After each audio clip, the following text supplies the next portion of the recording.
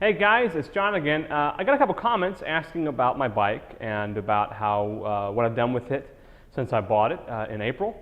And I'm not quite ready to do a full review of it yet. As I said in the original video, I wanted to put a lot of miles on it, get used to it, and get to know it before I did a full-on review of the bike, and that's still coming.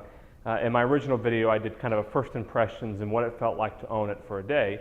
Well, now I've owned it for a couple of months, and if you really own a motorcycle and really ride a motorcycle for a couple of months, it's going to end up looking different. This is my lavalier microphone held on with a paper clip because the clip broke, so I replaced it with an over-the-ear microphone that sounds way better, and I don't know where that is, and I've been looking for it for days. So that's also why in my unboxing video of the Sienna 20S, I used that goofy-looking headset. So I think I'm just going to have to break down and replace my over-the-ear microphone. For now, enjoy a paperclip lavalier microphone.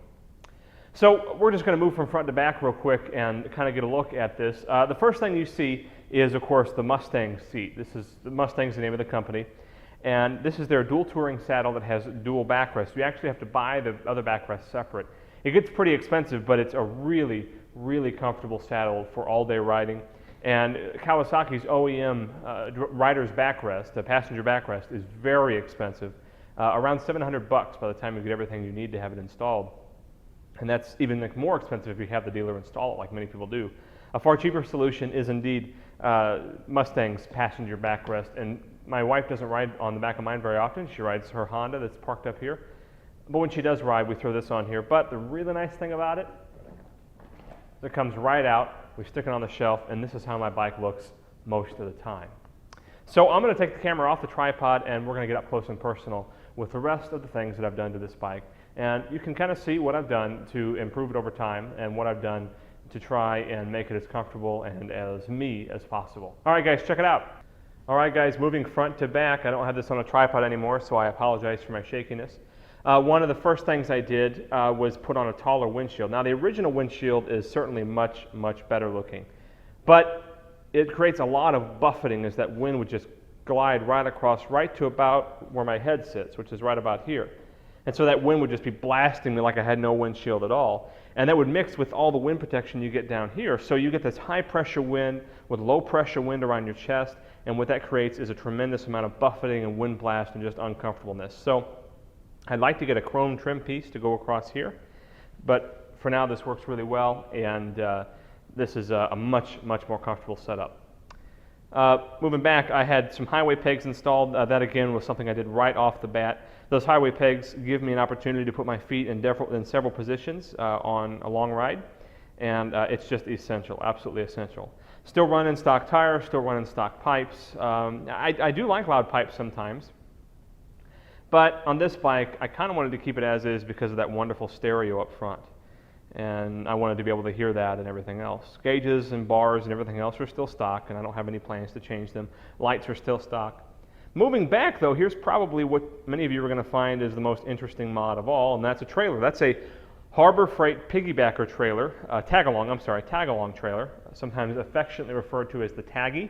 Now, this is not the Harbor Freight kit trailer that people strap a box on top of. This comes like this. I only did a couple of modifications to it, which basically revolved around the wiring and adding, wire looms and heat shrink tubing to the wiring so that it would look a lot nicer and be more weather protected. I also added a cooler rack, which actually isn't a cooler rack. It's actually an air conditioner stand. I have an air conditioner for my tent. This is for camping. That's what this trailer is for.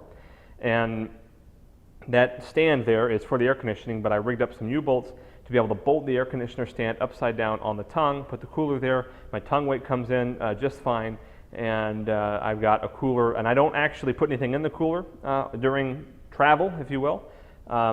As far as food or drink goes, I put small things like fire starters, tools, utensils, there's a tarp in there, just things like that I can stuff and fill the cooler with, and then when we get to the campsite, we'll unload all of that, and then and we'll actually leave the cooler at the campsite.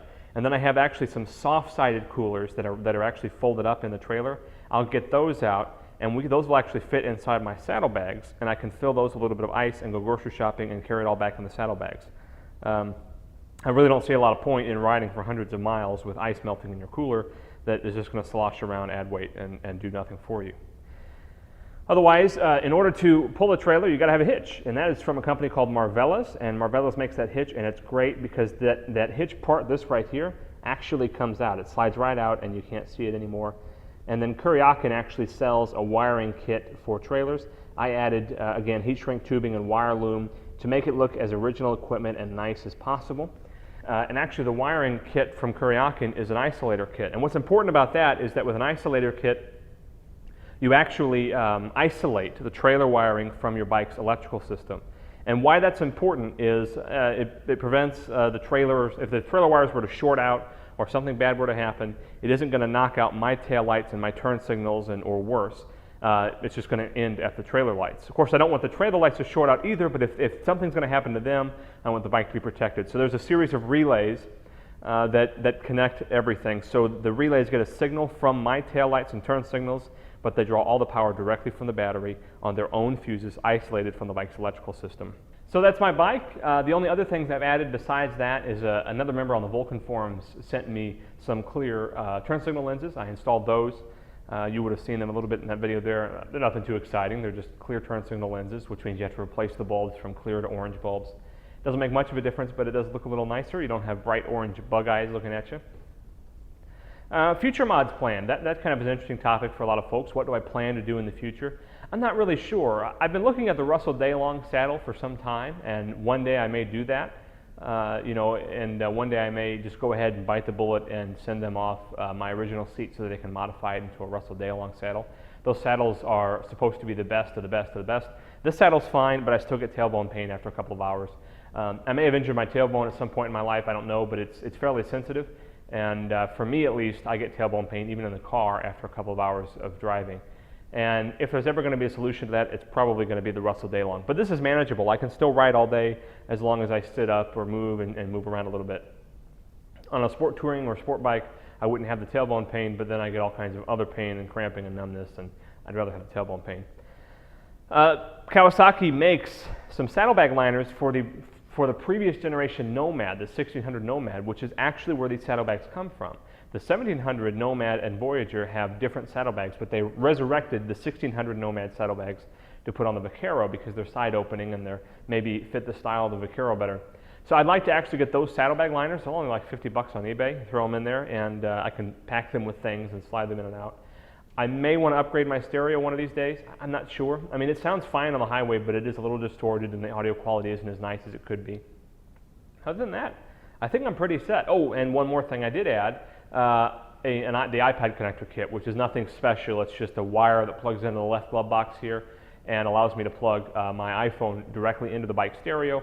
I can control it with the handlebar controls here. I can see what song's playing on the screen. Just like you would in your car if you have a modern stereo in your car or you have a car built in the last couple of years. And so that's about it. I maybe would like to add the CB radio as well, but it's really expensive, and I'd want to find a way to integrate the CB radio with my Bluetooth headset in my helmet. I think that can be done, but it won't be cheap and it won't be simple. And the last little thing is these are my safety glasses. I just now realized I still have them on. These are 3M sunglasses. They're safety glasses. And let me tell you, if you're looking for good safety or good sunglasses for your motorcycle, man, these are it. Another rider turned me on to this idea, and there's even a dealership, a Harley dealer, who takes these, embosses their logo on the side, and sells them for $12 a piece.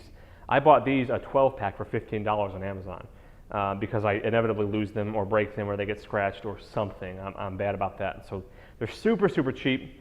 They're one piece, so the lenses aren't going to pop out if something hits them. They are safety glasses, which means they're designed to handle impact and that kind of thing.